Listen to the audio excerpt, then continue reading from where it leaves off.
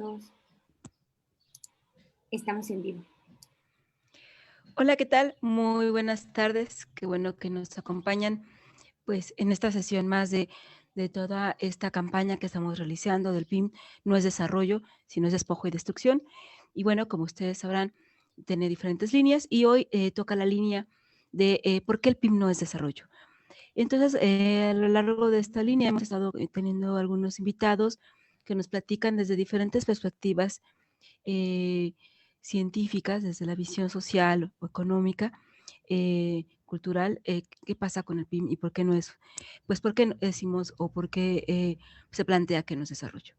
El día de hoy estamos muy contentos porque nos acompaña el doctor César Enrique Pineda. Él es postdoctorante del Instituto de Investigaciones Económicas y también es profesor de la Facultad de Ciencias Políticas y Sociales de la UNAM. Y bueno, también él tiene pues toda una larga trayectoria de caminar junto con pueblos y luchas y pues de estar acompañando y apoyando en diferentes procesos.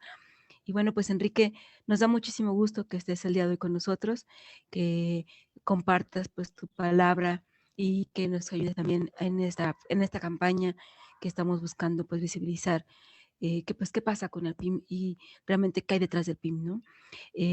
Hoy Enrique nos estará compartiendo una ponencia que se llama El control del capital sobre la naturaleza y el territorio. Y bueno, pues Enrique, bienvenido. Muchas gracias por estar aquí y pues te doy la palabra para que pues puedas platicarnos. Muchas gracias a todos los compañeros y compañeras que lanzaron esta iniciativa, a Samantha, a Jessy, que está también por allá ayudando en los controles técnicos, y gracias por la invitación, sobre todo para compartir con los pueblos y con la gente que se conecte en Facebook y en las redes sociales para platicar un poco de mi propia investigación que está íntimamente conectada con los megaproyectos, con también lo que yo llamo el despliegue del capital en la naturaleza. Quisiera partir sobre todo de la idea de que estamos en un proceso en la globalización neoliberal donde podemos entender la lógica del capital como una lógica siempre expansiva, siempre de crecimiento y que sale en las 4 direcciones del planeta Tierra en búsqueda de la naturaleza, de apropiarse de la naturaleza. Pero lo hace de una manera muy específica, muy particular. Los capitales, las empresas, pero con la lógica del capital, aunque son esencialmente las corporaciones, las multinacionales, digamos, las representaciones de esa lógica, a la que llamamos capital, que es una lógica de acumulación de ganancias infinita e incesante, y esa lógica es representada, organizada esencialmente por conglomerados cada vez más poderosos, cada vez que centralizan más no solo las ganancias, sino que controlan cada vez más el mercado y centralizan y se apropian de lo que algunos llaman recursos naturales. ¿Cómo hace esta? Quisiera, antes de presentar algunas cosas también y compartir en pantalla algunos esquemas y gráficas, quisiera platicarles algunos elementos esenciales para entender la crisis también ambiental que vivimos, la crisis de cómo se apropia el capital y se desplaza sobre el territorio y se apropia de la naturaleza. Esto es que el capital, las corporaciones, siempre están translimitando la naturaleza, es decir, están pasando las barreras, saltando o destruyendo incluso las barreras naturales con distintas revoluciones tecnológicas para poder seguir expandiéndose, para seguir controlando mercados a nivel mundial, para poder seguir manteniendo la producción siempre a la alza. Hay 3 ejemplos que me gusta contar, que ahora conozco un poco más. Uno es el de la pesca. La pesca, no estamos acostumbrados a pensar en el mar como territorios, pero en general también la pesca, el mar, está siendo apropiado por las corporaciones. Y durante el siglo XX el crecimiento de su capacidad industrial de penetrar cada vez más aguas profundas, cada vez aguas más lejanas, le permite solo a la industria, a diferencia de los pescadores artesanales que pues no tienen botes suficientemente fuertes para ir muy lejos, no tienen herramientas tan poderosas para hacer grandes cargas y grandes capturas de pesca, pues digamos que la industria, igual que en la agricultura, las grandes corporaciones dejan atrás la pesca artesanal o de subsistencia, como se le llama, igual que en las grandes corporaciones en la tierra se apoderan de la tierra y dejan atrás a la pequeña agricultura familiar, a los pequeños campesinos, a las pequeñas comunidades. En el mar es similar, pero hay una diferencia y es que en la pesca, digamos, las corporaciones se apropian de una capacidad que tienen los propios peces de reproducirse y de recuperarse si los bancos pesqueros, los cardúmenes, son debilitados por la pesca que nos llega hasta nosotros. Y en ese sentido, todos los bancos pesqueros del mundo están sobreexplotados, precisamente por la enorme capacidad industrial de hacer grandes capturas, cada vez más con GPS, con grandes buques que se llevan grandes cantidades, por la contaminación incluso que dejan estas enormes buques industriales. Los bancos pesqueros están agotándose, pero cuando se empieza a agotar, es decir, la propia capacidad natural de los bancos y de los ecosistemas para que se renueven, que se recuperen los bancos pesqueros, entonces sobreviene lo que llamaríamos como las granjas de pesca, la acuicultura, y esta sigue creciendo. Es decir, el capital encuentra primero, por ejemplo, un agotamiento en los mares más cercanos, en las costas, y produce un salto tecnológico para adentrarse y para poder capturar más y más rápido. Pero sobreexplota a una especie, llega a sus límites naturales y crea un nuevo salto tecnológico que le permite, a través de la crianza y la acuicultura, seguir la producción hacia arriba. Estos saltos tecnológicos son formas de apropiación que van translimitando, es decir, como había dicho al principio, derribando los límites que formalmente son naturales, porque son los tiempos en que trabaja la naturaleza, son los tiempos geológicos, es decir, cuánto tiempo tarda la Tierra en producir un mineral, un hidrocarburo, el petróleo, obviamente. Ciclos de renovación, como el que estoy hablando, el de los peces, ¿no? Para que se recuperen los bancos pesqueros. Ciclos de renovación de los bosques, ¿no? Tiempo necesitan. Los bosques sí pueden recuperar, las selvas se pueden recuperar, pero necesitan tiempo. Tiempo de adaptación. Las especies, por ejemplo, muchas especies pueden adaptarse a los cambios que hacemos los humanos en sus ecosistemas, pero si es muy acelerado, algunas de estas especies no tienen esa capacidad.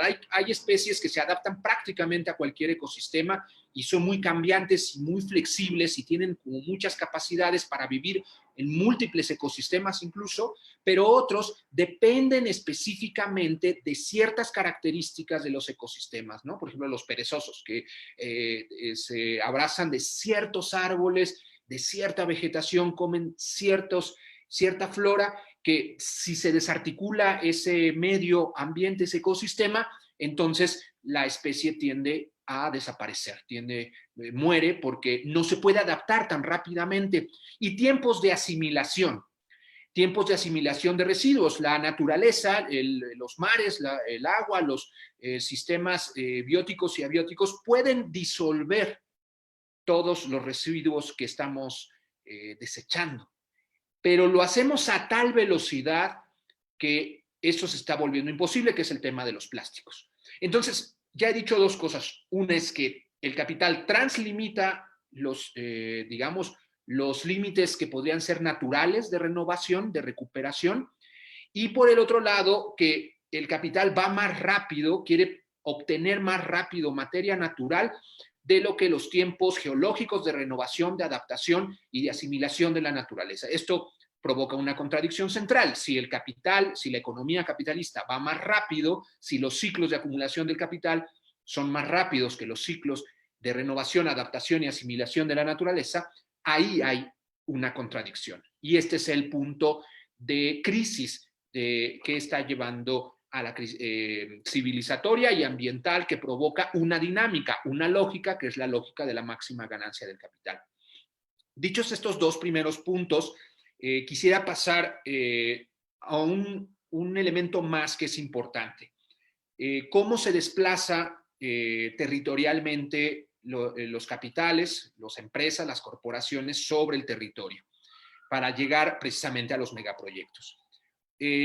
Lo que quisiera proponer, que es precisamente lo que estoy investigando, es que en realidad el capital no quiere apropiarse en sí mismo del territorio, sino que apropiarse del territorio es una consecuencia de su búsqueda de lo que Marx en realidad llama valores de uso.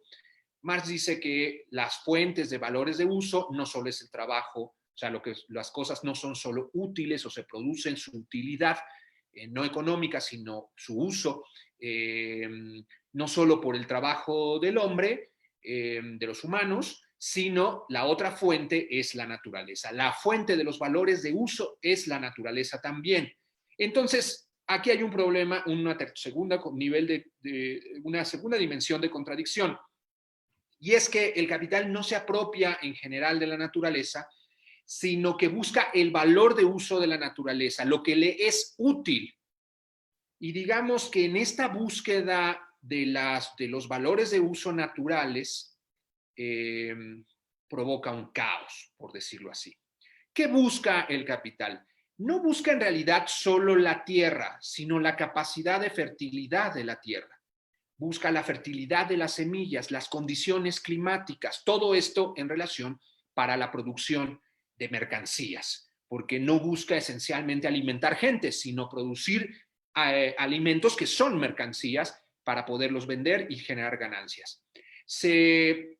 ¿Qué busca en los animales? Busca especies explotables. No busca todos los animales, busca solo los que pueden ser explotables. Esto también puede hacer un deterioro muy grave, por ejemplo, con los tiburones, que en realidad los busca por cierto tipo de pesca, que les cortan las aletas, pero los tiburones son depredadores en un ecosistema de relaciones dinámicas y complejas, que sin depredadores otras especies empiezan a sobreproducirse sin este equilibrio de los ecosistemas, es equilibrio dinámico, equilibrio móvil de los ecosistemas, donde los depredadores tienen una función. Y aquí viene un punto importante. Se apropia del valor de uso universal, como le llamo yo, el agua, porque produce vida humana y no humana, es necesario para el ganado, para la cría de zorros para producir pieles o, por supuesto, para los humanos, pero como insumo para la producción y también como desagüe para los desechos. Es un valor de uso universal, se necesita en todos los procesos, en todas las sociedades y en todos los ecosistemas. Y el punto central que quiero ir es que se apropia también, y esto sí tiene que ver con los megaproyectos. En las últimas, aunque el hombre siempre se ha apropiado de las fuerzas naturales, ahora tiene una capacidad tecnológica instalada revolucionaria que le permite cada vez más apropiarse de las fuerzas naturales que potencialmente generan energía. Por eso esta apropiación es también del viento, de las corrientes de viento, de las corrientes marítimas, que es algo que generalmente no pensamos, del calor, y de ahí surgen termoeléctricas, por supuesto, hidroeléctricas en el caso de los ríos, etc. Energía maremotriz, construyendo dinamos alrededor de las corrientes marítimas poderosas. Esto quiere decir que cada vez más hay un interés de apropiación de muchas fuerzas, no solo de materia. Por eso quería yo plantear la idea de extractivismo, de extracción, que lo asociamos casi siempre con el petróleo, con la minería, es insuficiente quizá para describir y explicar la apropiación del capital, porque si vamos viendo, se apropia del agua, de otras especies, de la fertilidad, del viento, del calor, de todo. De todo lo que le es útil, esto es importante, desordenando lo que hay alrededor de estos valores de uso, porque estos valores de uso siempre están insertos en procesos de dinámicos y ecosistémicos complejos que llegan y al alterarlo, al utilizarlo, al sacarlo de su contexto, por decirlo así, altera entonces esos ecosistemas. Y hay una cosa más que explica los megaproyectos, que es no necesariamente quieren apoderarse de todo el territorio, aunque al final así es. ¿Para qué necesitan además otro tipo de apropiación que no es de agua, de especies explotables, de materia, que sí serían los hidrocarburos o los minerales? Necesitan apropiarse de lo que la geografía brasileña denomina el espacio geográfico creado por la naturaleza. Es decir, la geografía brasileña crítica hace una diferencia entre el territorio, es decir, nuestra manera de estar en el espacio geográfico creado por la naturaleza, de estar, convivir, intervenirlo, vivir de ese espacio geográfico creado por la naturaleza. ¿Por qué necesita apropiarse? Aquí ya no estoy hablando de fuerzas naturales, ya no estoy hablando de materias, ya no estoy hablando del mundo de otras especies no humanas, sino del espacio como tal. Porque necesitan, y este punto es importante, todo el ecomarxismo, que son un cúmulo de autores que han estado estudiando a Marx para derivar de ahí algunos aprendizajes, lecciones y aportes teóricos en relación a la ecología o al medio ambiente. Hablan de cómo Marx a estas habla de Marx de que para la reproducción de estos capitales no solo se necesitan las materias y apropiarse de todos los que he dicho, sino que necesita de condiciones comunales de producción, así les llama Marx, condiciones comunales o condiciones generales, utiliza los dos términos, de producción. Es decir, que los capitales no solo necesitan apropiarse de la naturaleza, sino necesitan de una serie de herramientas y de infraestructuras para poder funcionar. ¿Cuáles son estas infraestructuras? Por supuesto, medios de transporte, medios de comunicación y, por supuesto, la dotación energética. Todo esto son, al menos en Marx, las condiciones comunales de producción. Es decir, estas no son esencialmente materias o especies que se apropia el capital para venderlas como mercancía, sino las condiciones estructurales que necesita para apropiarse y vender como mercancías esas especies y materias. Hay una diferencia sustantiva, porque permítanme entonces compartir una presentación y plantear por qué hay una diferencia con estas condiciones comunales de producción. Es decir, que el capital necesita que se produzcan a su vez estas condiciones generales, es decir, que se construyan las condiciones de transporte, energéticas y comunicacionales para que se pueda dar el mercado. El mercado que sí trae mercancías por las materias o especies para la alimentación o semillas, etc. Estas condiciones generales de producción que Marx visualiza tienen que ser de alguna manera producidas, pero no se producen, y déjenme, no sé si alcancen ya a ver, ahí me dicen las compañeras y los compañeros, perdón, está un poquito adelantada la presentación, déjenme regresarle. Sí, sí se ve bien. Muy bien. Las condiciones comunales de producción, como ya había dicho, son estas: comunicacionales, de transporte y de energía. Ahora, ¿por qué es una mercancía ficticia? Que es una combinación que desde la teoría se hace.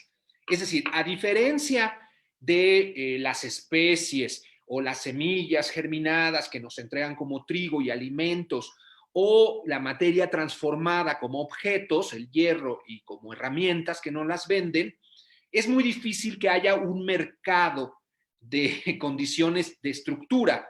Es decir, aquí los que estamos conectados, pues sí podemos salir a comprar directamente en cualquier tienda o cualquier supermercado desde pescado, ¿no? Hasta carne animal, de otros animales, hasta los objetos transformados en la industria, que se nos venden como mercancías. Pero la gente común y corriente no, y las empresas más, incluso la mayoría de las empresas, pues no puede construir megaproyectos, no puede dotar, porque no hay quien demande ese producto.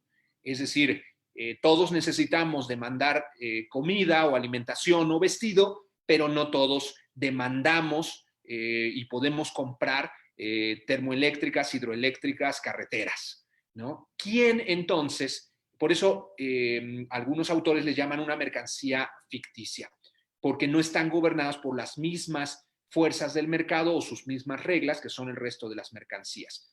Por tanto, es el Estado, los gobiernos, quienes deben garantizar que estas mercancías, aunque no sean tan mercancías, puedan producirse.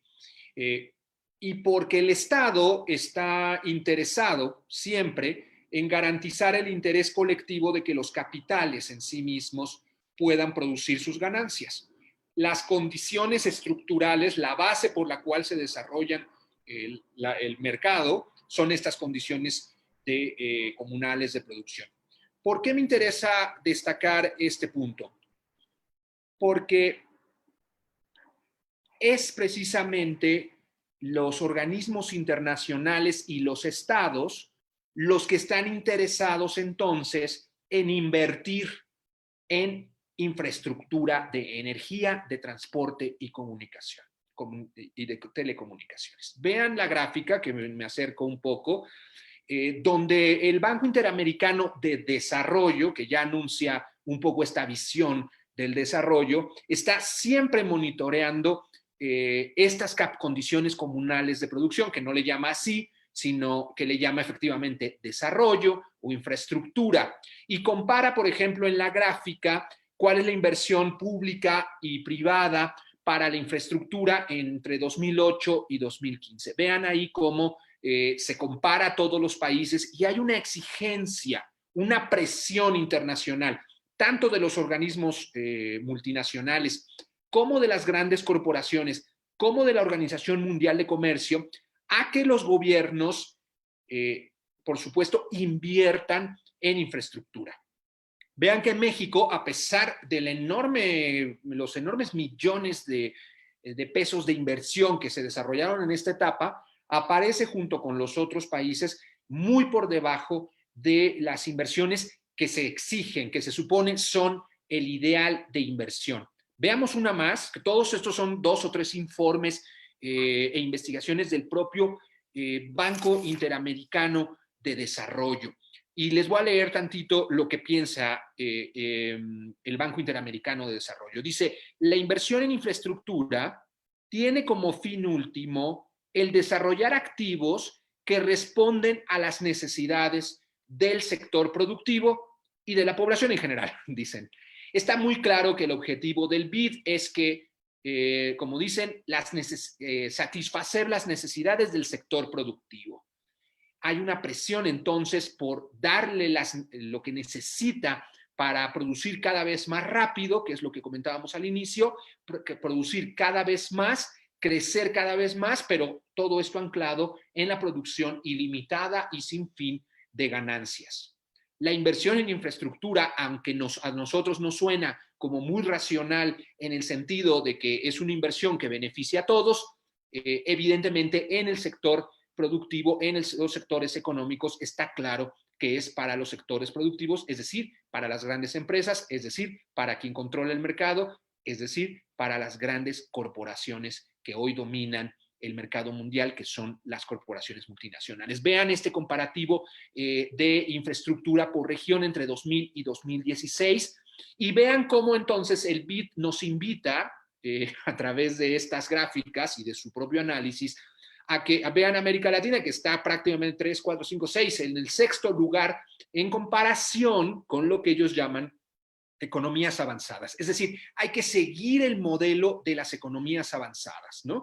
Y siempre consideran una brecha o un retraso o conciben como que vamos por detrás de este modelo de infraestructura, que es un modelo de infraestructura cada vez más amplio, cada vez más costoso, cada vez más tecnologizado, cada vez más que ocupa el espacio geográfico creado por la naturaleza.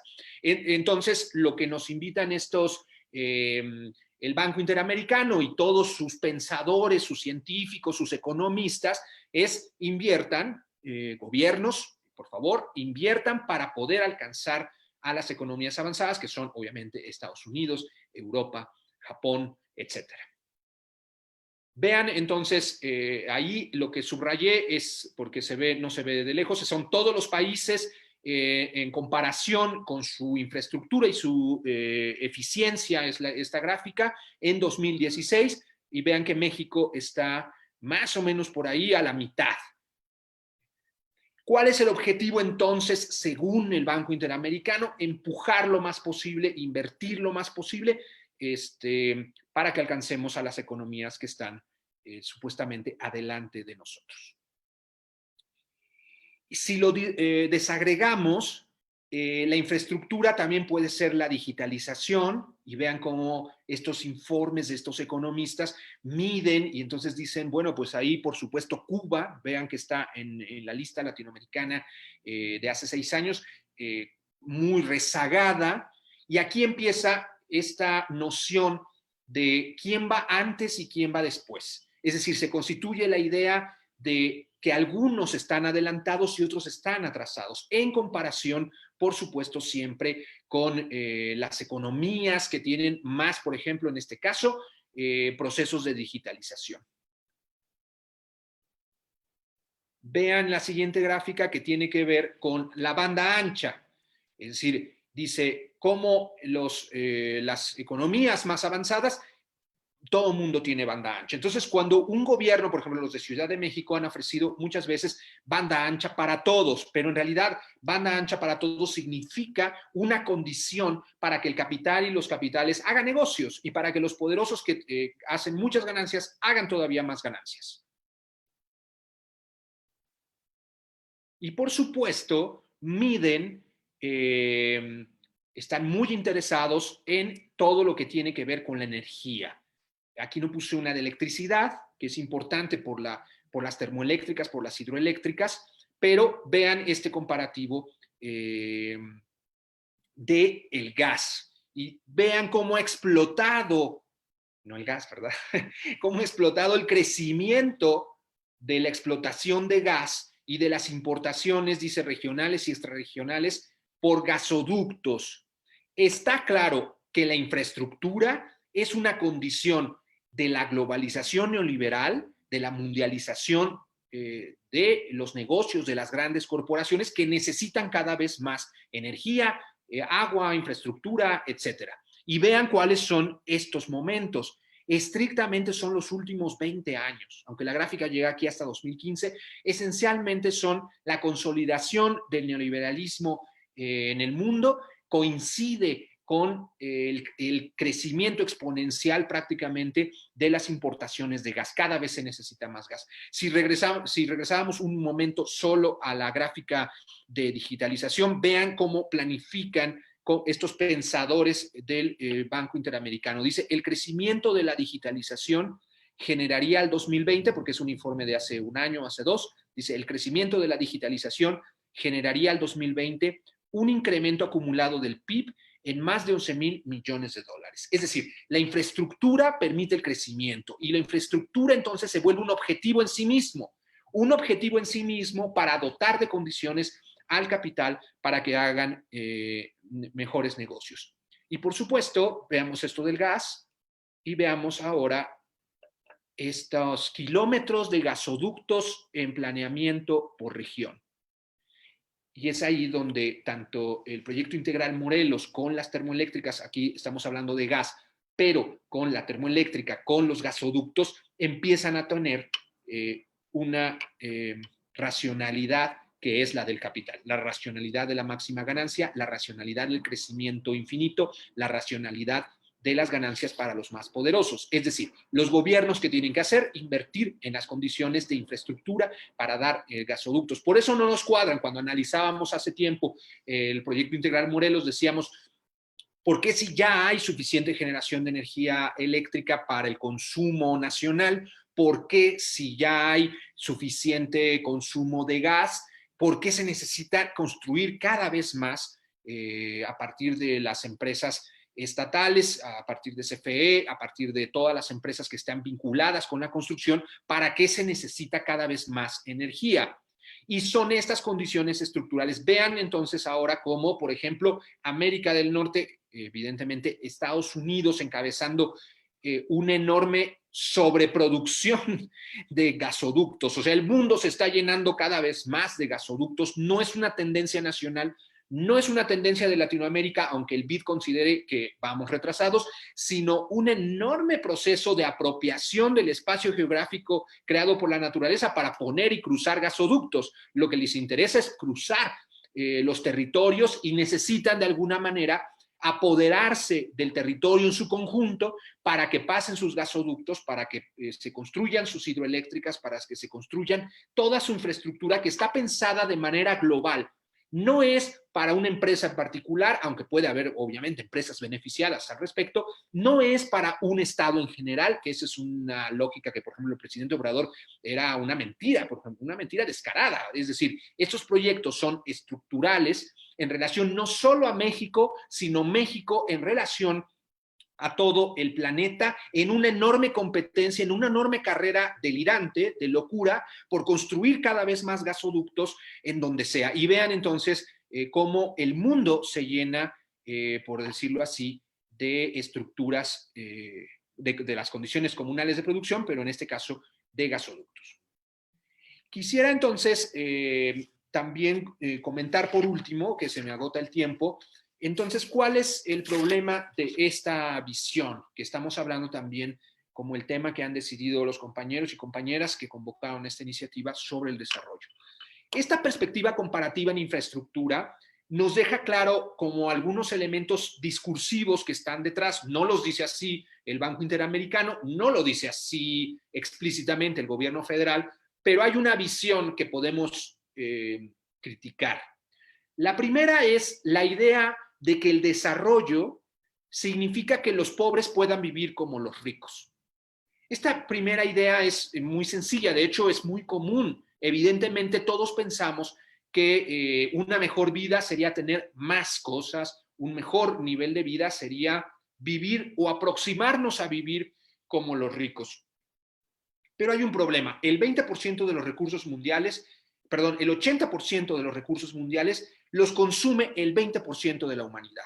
Es decir, los ricos están consumiendo lo que les toca a la mayoría de la humanidad a un ritmo que es insostenible.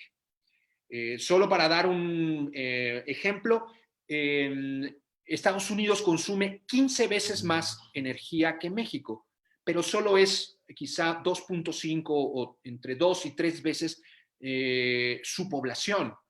Es decir, este exceso de consumo energético por la enorme producción, piensen la enorme economía, el enorme consumo de las familias estadounidenses que no solo tienen electrodomésticos, sino calefacción, muchísimas autos, hay más de 300 millones de autos en Estados Unidos y hay 300 millones de personas, es decir, prácticamente los bebés tienen su propio auto.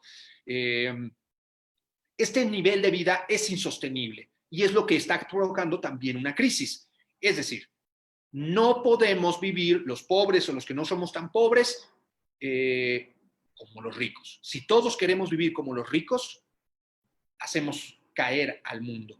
Pero eso es lo que ya está sucediendo. Segundo punto del desarrollo, la idea de que la población rural tiene que vivir como viven en las ciudades. Y las ciudades son los puntos de emisión, de emisiones. Todos sabemos que las ciudades son sucias, que hay contaminación, que son las que más se desperdicia, pero son las ciudades precisamente más tecnologizadas. Por ejemplo, Dubái, hay una especie de Dubái, Los Ángeles o en Corea del Sur, estas ciudades hipertecnologizadas pareciera que mucha gente aspira a vivir en esas ciudades que parecen incluso ecológicas porque tienen edificios inteligentes y se ahorra la energía, uno pasa y se prende y se apaga solo, en fin, una serie de cosas que parecen ahorrar energía. Son esas ciudades tecnológicas las que emiten más emisiones y las que tienen mayor huella ecológica. Por tanto, ese modelo de ciudad y, por supuesto, esos modelos de vida urbana si todos los campesinos, que son todavía millones y millones de personas en todo el mundo, vivieran como se vive en las ciudades, también haríamos caer al mundo. Pero eso es también lo que está sucediendo. Y tercera idea, que todo el sur, es decir, los países que a veces se consideran subdesarrollados, o así se le decía hace tiempo, o que no estamos suficientemente desarrollados, debemos vivir como el norte, como Estados Unidos, como Europa, y aspiramos, es decir, hay esta idea de que en Alemania se vive muy bien y seguramente a nivel individual se vive muy bien, muy cómodamente. En, en los, pero son estas economías, por ejemplo, la de Japón, que necesita hasta 7 veces su territorio para poder satisfacer las necesidades de sus habitantes. Es decir, no, Japón, como ser una isla tan chiquita, no tiene suficientes recursos, gasta tantos recursos en promedio por sus habitantes que necesita 7 veces su territorio cada año. Y esto es insostenible. Entonces, el modelo de desarrollo para el cual se crea esta infraestructura de cada vez mayor crecimiento, cada vez mayor energía, cada vez más ganancias, cada vez corporaciones más grandes, no es sostenible. Y entonces estas tres ideas, que los pobres puedan vivir como los ricos, que la gente rural pueda vivir como los urbanos, que el sur del mundo nos adaptemos al modelo del norte, simplemente es un delirio, es una locura. Y habría que pensar entonces no solo en otro modelo de desarrollo, sino habría que pensar que quizá lo que llaman desarrollo, mejor dicho, es el discurso de los poderosos para encubrir que la infraestructura es lo que les permite mayores ganancias, no un mejor nivel de vida para todos. Y habría que cuestionar si el desarrollo es esencialmente tener la forma de vida de las élites mundiales del norte, urbanas y ricas, porque ese modelo va a provocar y está provocando ya la crisis climática, la crisis ambiental, la crisis de desigualdad en relación a quién accede a los valores de uso de la naturaleza, y es la crisis que provoca el capital y su lógica, pero también su discurso sobre el desarrollo en relación a la naturaleza. Si queremos sobrevivir como especie y como sociedades, necesitamos pensar no otro modo de desarrollo, sino descubrir y develar que ese es el discurso de las élites para imponernos una forma de vida que les genera ganancias, por supuesto, a ellos, diciendo y argumentando que es un beneficio para todos. El PIM está insertado, por supuesto, en esa lógica de desarrollo en la cual el gobierno federal sigue inserta, no ha cambiado ni un ápice y de la cual nos arrepentiremos todos en unos años si sigue esta lógica de crecimiento infinito, de desarrollo por el desarrollo, que significa en realidad ganancias para los más poderosos. Muchas gracias.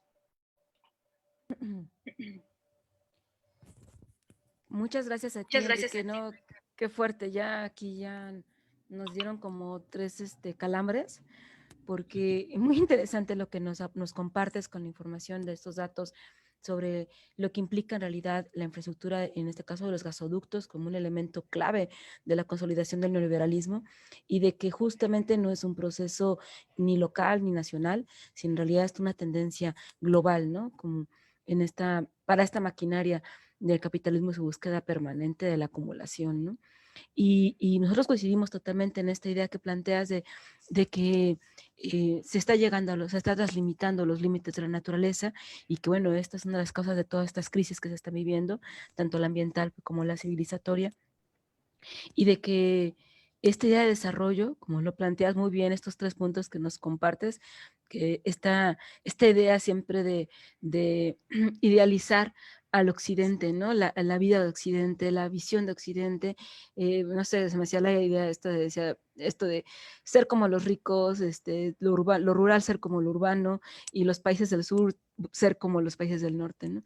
Les parece como una idea así de el caballo con una zanahoria atada a un palo, ¿no? O sea, que avanza hacia la nada en búsqueda de una idea que es realmente una mentira, ¿no? Y yo creo que justamente has tocado un tema muy, muy importante de cuestionar que no es buscar otra forma de desarrollo, ¿no? Sino en realidad en concreto es desarmar este discurso de desarrollo que tanto nos han vendido, que tanto se ha metido en las cabezas, en las políticas de los estados y que bueno, que se está viviendo las consecuencias pues en los territorios de los pueblos, ¿no? Y en específico, por ejemplo, del PIM, pues esta idea de desarrollo ligada mucho desde el discurso al crecimiento económico, a los trabajos, ¿no? Que va a haber trabajo, que va a haber una mejoría, pero pues en realidad es realmente pues un espejismo, ¿no? Un espejismo de una mentira muy profunda que es en realidad el desarrollo desde quien lo impulsan, pues es la búsqueda del enriquecimiento, ¿no? De generar toda infraestructura, todo tipo de proyectos que generen mayor ganancia para ellos, para las grandes élites, y no importando el impacto en las poblaciones o el impacto en la naturaleza, ¿no? Y que todo va correlacionado. Y bueno, pues la verdad es que estamos, pues me parece que es muy interesante lo que has aportado con esto de los gasoductos. Nos abre un panorama mucho más amplio de cómo los gasoductos se insertan en una dinámica global, ¿no? Y que lo que está pasando aquí en estos 3 estados con este gasoducto y lo que hemos denunciado, de que tiene que ver, que este desarrollo en realidad tiene que ver con todo un proceso de industrialización, de generar mayor infraestructura, de generar mayores ramales del gasoducto, pues entra perfectamente, queda claro que es parte pues, de este proceso global que tú nos planteas, ¿no? Mira, pues tenemos aquí unos saluditos. Nos manda saludos nuestro amigo Víctor Franco desde Amilcingo, que te manda saludos. Y también por aquí están saludos también de unas compañeras que están no me dicen dónde están, pero están mandando saludos también por acá. Permíteme aquí. Y que nos están planteando aquí, bueno, y vamos a ver si hay preguntas también para ver si podemos pues, aprovechar que estás ahorita con nosotros justamente para poder compartir y si hay alguna duda sobre lo que nos has planteado el día de hoy, que nos parece que es una cuestión muy importante. De verdad que es terrible como el uso del discurso del desarrollo ha generado todo un proceso de guerra contra, pues casi contra los pueblos, contra la humanidad, ¿no? Y este Sí, hay que elemento, plantear, perdón que te ajá, interrumpa, sí, por es favor. precisamente que los poderosos siempre tienen una forma de plantear sus propios intereses como si fueran intereses de todos. Entonces, es muy bueno el ejemplo que dice Samantha de eh, cuando se dice es que los empresarios quieren generar empleos, es la manera en que pareciera, es un discurso, es propaganda, donde decimos, claro, los empleos benefician a todos. Porque si nos dicen, oigan, Mm. quiero enriquecerme, pues nadie aceptaríamos ese discurso. Pero en general, cuando uno escuche, es que vamos a hacer una inversión que creará 5,000 empleos, en realidad uno debería traducir y quitarle la voz al empresario o al gobernante que dice que va a crear empleos, decir, bueno, en realidad vamos a hacer esta inversión donde vamos a explotar a 5,000 trabajadores para enriquecernos nosotros. Esa es la traducción en el lenguaje de ellos, en el verdadero lenguaje, pero que en el discurso que se nos aparece pareciera que nos beneficia a todos. Es lo mismo con la infraestructura. La Así infraestructura es. es un discurso que, igual que el de los empleos, dice la infraestructura nos va a ayudar a todos, son carreteras, se va a crear mayor energía, se van a crear empleos, ¿no? Es por el bien de todos. Lo que he tratado de plantear acá es, no, son las condiciones para que las grandes empresas, para que la productividad, mega productividad, es que estamos hablando no de unas empresas ni de unos cuantos millones, estamos hablando de procesos multimillonarios globales. Y se me olvidó decir, nada más con eso se me olvidó decir una cosa muy importante, que eso beneficia literalmente a un cúmulo de empresas. Si uno revisa las empresas que están entre las 500 más grandes del mundo, por ejemplo, es lógico que sean las de China, las empresas constructoras más grandes. Está Pacific Construction Group, China Stance Construction, Power China, pero fíjense que en Latinoamérica, ¿quiénes están? Odebrecht, ICA, Sixa, que estaban, por ejemplo, no solo que ICA, por ejemplo, estaba en la Yesca, en el Cajón, en la construcción de hidroeléctricas. ICA estaba y construyó la línea 12 del metro aquí en Ciudad de México. Construyó la terminal 2 del aeropuerto y estaba, por supuesto, en el proyecto cancelado del nuevo aeropuerto.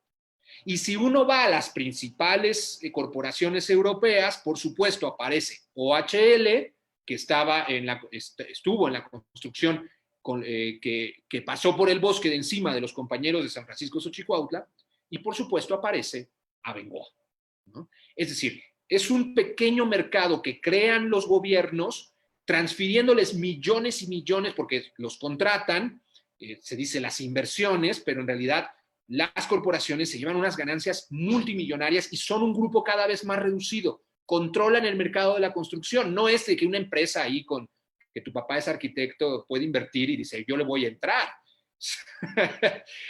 Son mega ultra corporaciones con capacidades de transformación de la naturaleza que no podemos imaginar.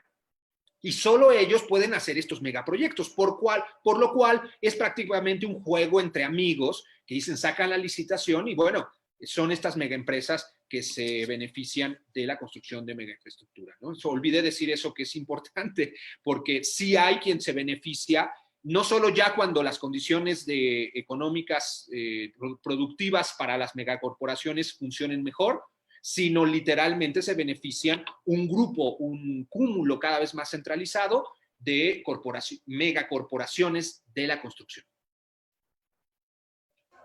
Y es que eso está terrible, porque justo lo que tú planteabas, de que como disculpen si escuchan la bocina de la comunidad, pero bueno, coincidió con los avisos comunitarios, pero es muy importante esto que planteas de cómo las empresas junto con el Estado salían para generar para crear estas necesidades de infraestructura, ¿no? Con este discurso justo que dices del bien para todos y que el Estado lo cambia o lo plantea, lo impone con el discurso del interés público, ¿no? Y entonces todos estos megaproyectos son de interés público porque benefician a la nación. Y justamente pues son un cúmulo, un puñado de empresas que se benefician con todo este proceso, ¿no? Lo vemos claramente con todo lo energético en México, pues podemos tener una lista también muy, muy pequeña y Abengoa, como dices, pues un historial negro que tiene, ¿no? Tanto de corrupción como de destrucción y despojo, ¿no? Y bueno, esta situación pues sí es muy interesante también esta asociación que tú planteas entre cómo estas empresas junto con el Estado pues generan pues todo este gran negocio para estos pequeños, ¿no? Y pues es esto, ¿no? Esta idea del porcentaje del 99% de la población pobre y el 1% de la población concentrando la mayor riqueza del mundo, ¿no? Pues aquí queda claro con esto que tú nos platicas de estas empresas que pues son como las 500 empresas más importantes concentradoras de riqueza, ¿no? En el mundo y pues las que impulsan estos proyectos.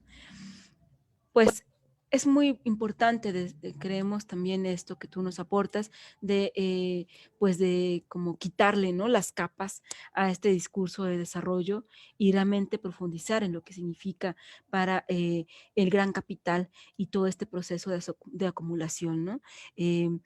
Y esto que nos dices también es muy interesante, el capital no busca apropiarse de los territorios, pero termina apropiándose al generar toda esta infraestructura, ¿no?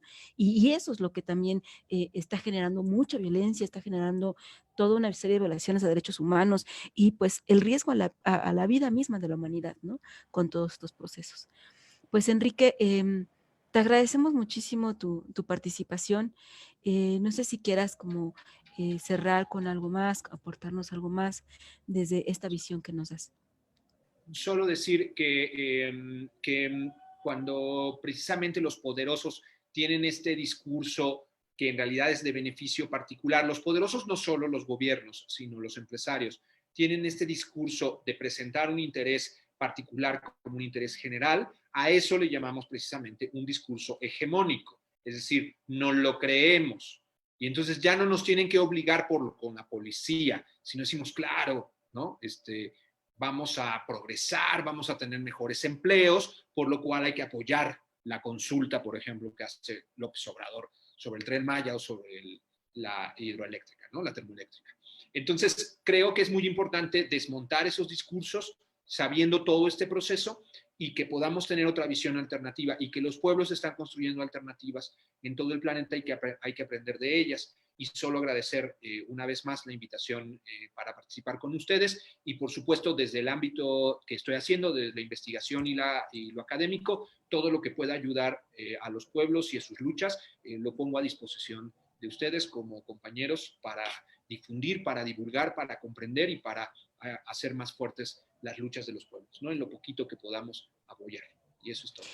Y es muy importante el aporte que hacen ustedes, ¿no? Justo porque nos ayudan a entender mucho más claro cómo es este proceso, ¿no? Y cómo también podemos desmontar estos discursos hegemónicos que tú bien planteas, ¿no? Y preguntarnos, quizá no debemos hablar de desarrollo, deberíamos estar hablando de otra cosa. ¿No? Justamente por eso el tema de desarrollo imperante ahora como una forma de, como dices, en chip que ya tenemos de decir, sí, claro, del todo es importante porque el desarrollo, ¿no? Los atrasados revoltosos que no permiten el desarrollo. Pero bueno, yo creo que es eso, cuestionar el discurso del desarrollo e ir pensando, ir construyendo, como tú bien dices, desde los pueblos, desde los diferentes lugares, desde otras visiones, ¿qué podríamos entonces pensar? ¿No? Para un bien común de la humanidad, ¿no? Pues Enrique, muchísimas gracias. Agradecemos a todos y a todas las que nos acompañaron en este webinar. Bueno, ya saben, estamos en esta campaña de el PIM no es desarrollo, es despojo y destrucción. Y cada día, hasta ahora más o menos, hay un foro especial, un webinar especial de diferentes temáticas. Y bueno, pues los invitamos a seguir esta campaña y a apoyarnos en este proceso para justamente desmentir todas estas mentiras que se han montado para proteger, impulsar este proyecto llamado Proyecto Integral Morelos y que bueno, desde los pueblos se está haciendo esta iniciativa para justamente poner nuestra mirar y nuestro pensar junto con todos los especialistas que nos han estado acompañando y que agradecemos muchísimo su aporte. Enrique, pues hasta luego, que estés muy bien y hasta luego, buenas noches a todos los que nos están acompañando en esta transmisión. Muchas gracias. Buenas noches a toda la gente de Amilcingo y de Radio Amilcingo y toda la gente que lucha y resiste desde los pueblos. Hasta luego.